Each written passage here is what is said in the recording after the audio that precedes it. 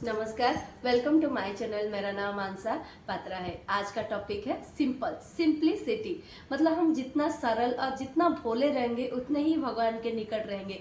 चाहे मैं जैसे जगन्नाथ जी, श्री कृष्ण हो, श्री राम हो, या कोई अगर आप देवी माता कोई भी प्रभु के भगवान की पूजा करते हैं, जितना अपने लाइफ में सरल रहेंगे, सचोट रहेंगे, तभी अपने आप भगवान के निकट और हो पाएंगे। अब देखिए, कोई बच्चे स्कूल जाते हैं तो कुछ बच्चे अच्छा पढ़ाई करते हैं, कुछ बच्चे कम पढ़ाई करते हैं। मगर कुछ बच्चे आपने ध्यान दिया होगा, आप जब स्कूल गए होंगे तब देखा होगा कि वो कुछ बच्चे दिखाते होंगे, आज मैंने 4 घंटा पढ़ाई किया, आज मैंने 5 घंटा पढ़ाई किया, मैंने ये मेहनत किया, वो मेहनत किया।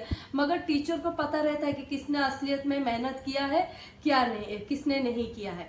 वैसे ही हम क्या करते हैं, अगर हमारे लाइफ में थोड़े से पैसे आते हैं, थोड़ा हम लोग कुछ डिग्री ले लेते हैं, अच्छा पढ़ाई कर लेते हैं, तो ज़्यादातर शो मतलब दिखाते जाते हैं कि हम हमारे पास इतना पैसे है, हम ये घूमने के लिए जाते हैं, हम ये खाते हैं, या हम ऐसे पूजा करते हैं। वैसे ही बच्चे भी हम लोग को देख के वैसे ही करते हैं। नहीं, अगर हम जितना दिखावट से दूर रहेंगे उतना ही भगवान के निकट रहेंगे। मैंने एक आचार्य जी से सुना था, भोजन, भजन, भक्ति, पैसा आप जितना छुपाएंगे उतना बढ़ेगा और भगवान को आपके ऊपर दृष्टि ज्यादा रहेगा।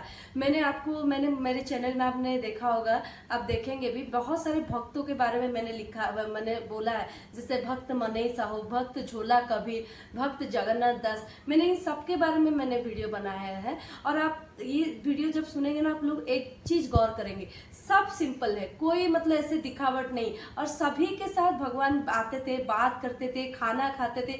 मैं सोचे कि वो लाइफ में कितना सरल लाइफ जीते थे, कि भगवान आके कलयुग में भगवान स्वयं जगन्नाथ जाके उनको दर्शन देखते थे, खाना मतलब उनके साथ खाना खाते थे, बात करते थे।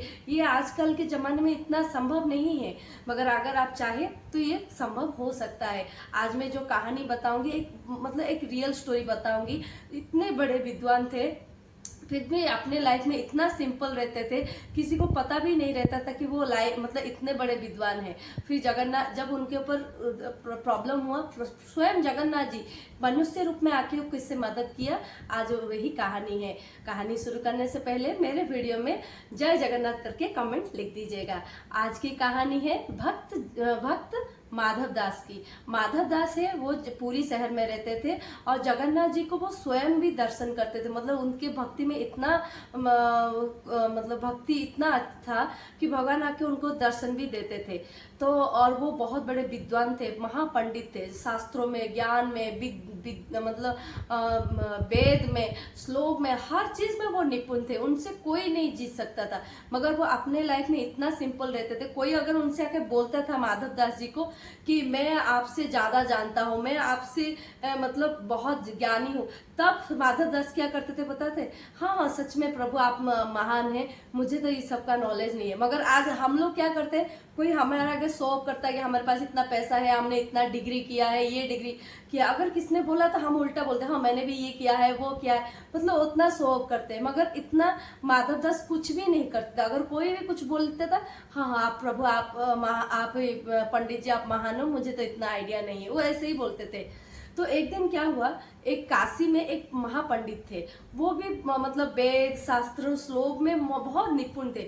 मगर उनका एक खराब गुण था, वो शोक करते, ज्यादा दिखाते थे कि मैं ऐसा हूँ, मैं वैसा हूँ। अगर कोई उनके सामने कोई पंडित आता था या कोई ब्राह्मण आता था तो उनको बुला बुला के बोलते थे, तुमको इसके बारे में नॉलेज है, तुमको ये श्लोक के बारे में पता है, ये इसके बारे में पता है। ये हमेशा ऐसे करते थे और सबको हरा देते थे। वो सबको बुला बुला के ऐसे करते थे। फिर पंडित जी को एक व्यक्ति ने बोला कि आप तो इतना कंपटीशन करते हैं शास्त्रों में, श्लोक के लिए, आप पूरी शहर में एक माधव दास करके हैं, आप जाके उनसे कंपटीशन कीजिए। अगर आप उनसे हार गए तो मैं मान जाऊंगा कि आप सच में बहुत बड़े पंडित है। तो उन्होंने बोला ठीक है, इसमें कौन सा बड़ी बात है। पंडित जी को एक व्यक्ति ने जब बोला, तो पूरी से काशी तो 2 दिन का टाइम लगता था। पहले तो इतना वाहन का इतना व्यवस्था अच्छा नहीं था। तो 2 दिन वो गए माधव दास के पास, और वो व्यक्ति ने जब पंडित जी को बोला था कि आप माधव दास के साथ वो शास्त्रों में कंपटीशन करो, उन्होंने एक और बात भी बोला था, अगर आप माधव दास जी से हार जाओगे तो एक भोज पत्र में लिख के लेके आना कि मैं माधव दास पंडित जी से हार गया, और उनका हस्ताक्षर लेके आना। तो पंडित जी ने बोला ठीक है, क्योंकि पहले भोज पत्र, ताल पत्र ऐसे ही रहता था। तो वो पंडित जी गए काशी से गए पुरी, गए माधव दास को ढूंढने के लिए। माधव दास के घर जब गए, कोई ब्राह्मण आके, वहां विद्वान व्यक्ति आए हैं देख के, माधव दास ने उनको घर में बुलाया, खाना पीना उनको दिया, फिर पूछा आप क्या चाहिए, आपको कैसे मदद चाहिए। तब वो पंडित जी ने बोला जो काशी से आए थे कि लिए हे माधव दास, मैं तुमसे शास्त्रों में कंपटीशन करना चाहती हूँ, देखते कौन कितना ज्ञानी है। तो माधव दास ने बोले हे महात्मा, मैं आपसे कोई कंपटीशन नहीं करना चाहता, आप बोलते तो मैं मान जाता हूँ कि मैं मुझे आपके सामने मैं आप कुछ भी नहीं हो, मुझे इतना कुछ आइडिया नहीं है। तो वो पंडित जी ने बोला ठीक है, आप एक पत्र में लिख के दो कि मैं माधव दास हूँ, मैं पंडित जी से हार गया, और आपका नाम लिखो, और मैं जब भी पूरी आऊंगा तो आप मेरा सेवा करेंगे। तो माधव दास ने बोला इसमें कौन सी बड़ी बात है, अब मैं जरूर लिख दूंगा। तो उन्होंने भोजपत्र में लिख दिया कि मैं माधव दास हूँ, पंडित जी से हार गया हूँ, जब भी वो पूरी आएंगे मैं उनका सेवा करूंगा। तो ऐसा करके उन्होंने हस्ताक्षर कर दिया और भोजपत्र दे दिया पंडित जी को। पंडित जी गए, फिर काशी गए, फिर वही व्यक्ति को उन्होंने देखा, देखो माधव दास ने मुझे खुद लिख के दिया है। तब जब वो व्यक्ति वो भोजपत्र खोले, ओपन किया, तो उसमें उल्टा लिखा था कि ये पंडित जो आए थे काशी में, वो मुझसे हार गए हैं, और जब भी काशी से वो आएंगे पूरी, तो मेरे लिए कुछ उपहार लेके आएंगे करके नीचे माधव दास लिखा है। तो वो व्यक्ति ने दिखा है कि पंडित जी को देखो, ये तो उल्टा लिखा है, आप तो बोले थे हार गए, यहाँ पे तो उल्टा लिखा है कि आप माधव दास से हार गए। और पंडित जी वो भोजपत्र देखे आश्चर्य हो गए, अरे ये क्या हुआ, ये कैसा मेरे साथ छल हो गया। फिर दौड़ दौड़ के 2 दिन तक दौड़ के फिर गए पूरी जाके फिर माधव दास जी को बोला ए माधव दास इधर आओ। तो उन्होंने बोला क्या हुआ पंडित जी, ना तुमने तो लिखा था कुछ और यहाँ पे ओपन किया था कुछ, तुम मेरे साथ कपट करते हो, छल करते हो ब्राह्मण हो के। तो उन्होंने कहा नहीं मैंने तो कुछ नहीं किया।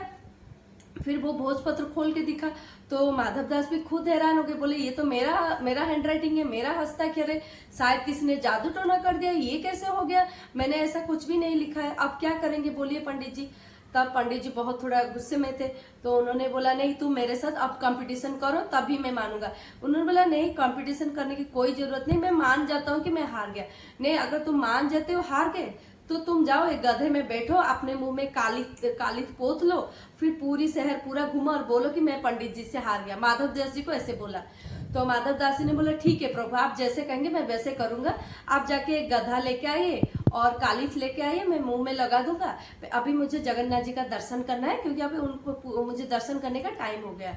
तो फिर पंडित जी ने गए गधे लेने के लिए, इधर माधव दास जी गए जगन्नाथ जी का दर्शन करने के लिए। अब जगन्नाथ जी तो बहुत गुस्से में थे, अगर उनके भक्त के ऊपर कुछ आंच आ जाता तो वो खुद बचाने के लिए आ जाते, तो वो बहुत गुस्से में थे क्योंकि माधव दास उनको बहुत ही प्रिय थे। माधव दास बहुत सरल और बहुत भोले थे, और उन्होंने क्या किया, जगन्नाथ जी खुद ही अपने रत्न वेदी से उतर कर मनुष्य रूप लेके स्वयं माधव दास का रूप लेके पंडित के सामने आए। बोले पंडित जी को बोला कि आप तो गधा लेके आए, मगर अभी मैं सोच रही हूँ कि पहले कंपटीशन कर ही लेते, शास्त्रों में कौन सबसे बेस्ट है, उसके बाद ही मैं गधे में बैठूंगा। तो पंडित जी बोले तुम तो अभी बोल रहे थे कि जगन्नाथ जी का दर्शन करके आओगे, फिर उसके बाद गधे में बैठोगे, फिर क्यों? नहीं मैंने, फिर माधव दास जी ने बोला नहीं मैंने अभी जगन्नाथ जी का दर्शन किया तो थोड़ा मेरा मन चेंज हो गया, अब मैं सोच रहा हूँ एक बार कंपटीशन कर ही लूँ।